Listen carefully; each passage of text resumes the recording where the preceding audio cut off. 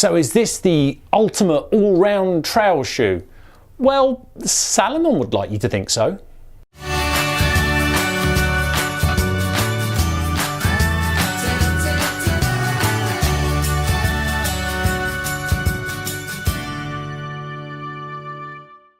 So here we have the Salomon Sense Ride. This is taking some of the technology from their very expensive shoes and bringing it into a package that's a little bit more affordable, and Salomon really want this to be kind of like a central point for doing most things for trail running, to cover sort of a variety of bases. You can see here grip wise when it comes to trails, there's a decent amount of grip there. You wouldn't really use this for really muddy stuff.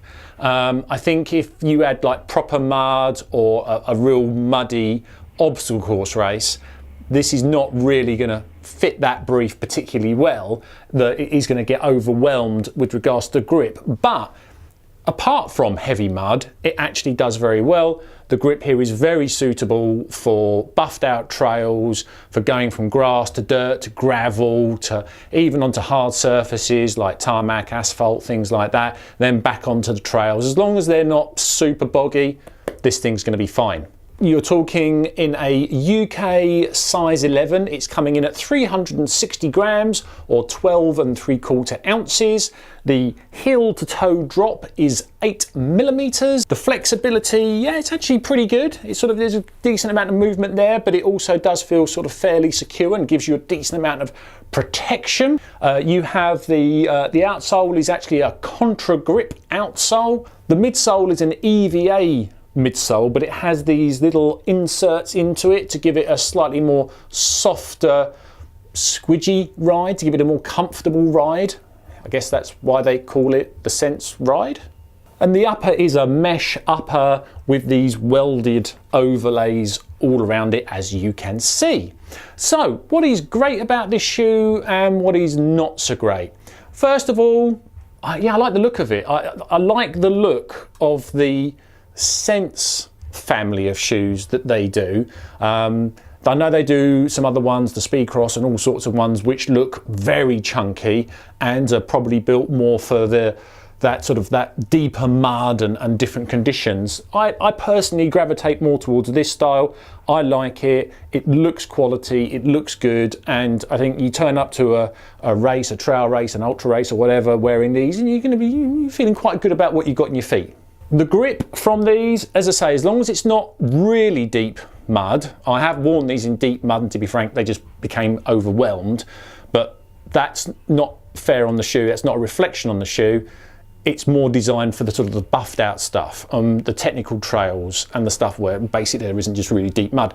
And in those areas, it does very well. No slip, no hassles. It felt like it was clinging onto the surfaces it needed to. Excellent, no issues, very pleased with it. The midsole, well, as I say, it's got these inserts. This is actually sort of quite squidgy. I actually found the midsole to be very compliant. I thought it was great, actually very comfortable ride. There's not masses of midsole as you get towards more the forefoot. I think this would look after you and do you well, probably up to a 50k. I think if I was going to go beyond 50k, I'd maybe want a little bit more cushioning, a little bit more support.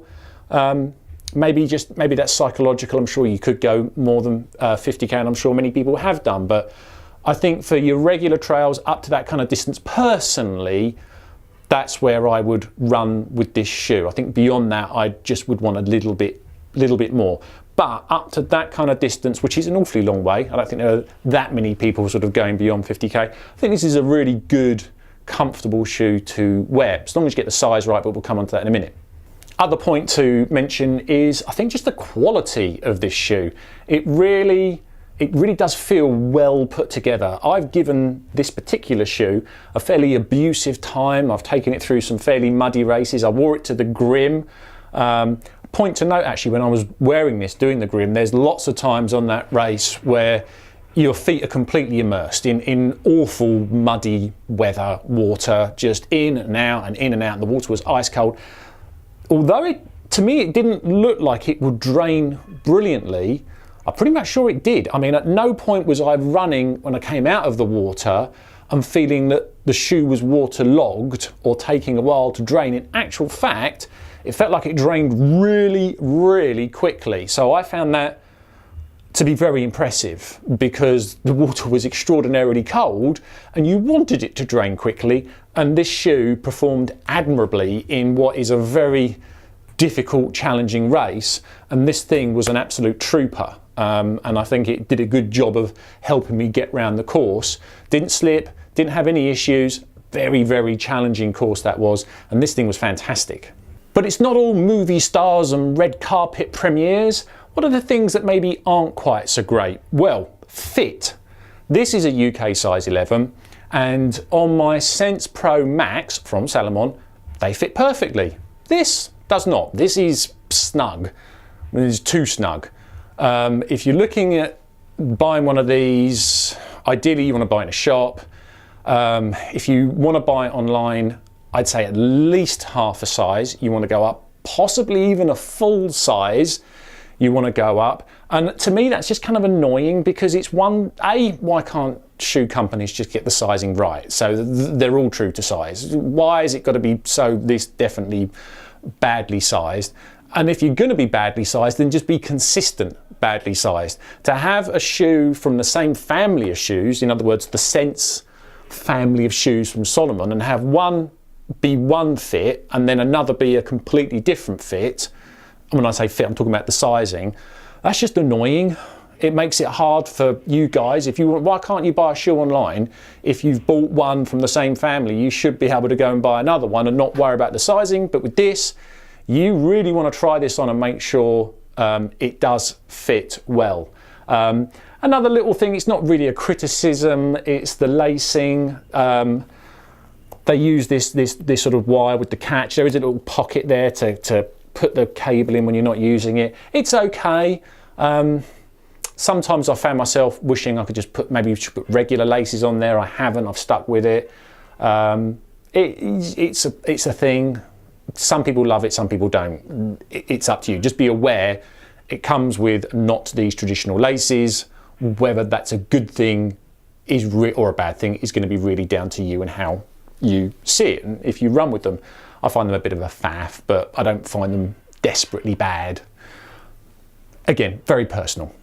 All in all, I think this is a real quality product. If you can find a size that really fits you, I think you're going to have a lot of fun with this shoe. Yes, we have to acknowledge that it's not for the deep mud, but as long as we say, right, we know the terrain it's good for, which I think you would do, and you get one that fits your feet comfortably, which you could do if you go into a shop and try a few on, you only want to try a couple at least, I think you're going to find you've got a real high quality shoe. It feels well made, it feels robust, it's comfortable, the ride is very good, the grip in those right conditions was excellent.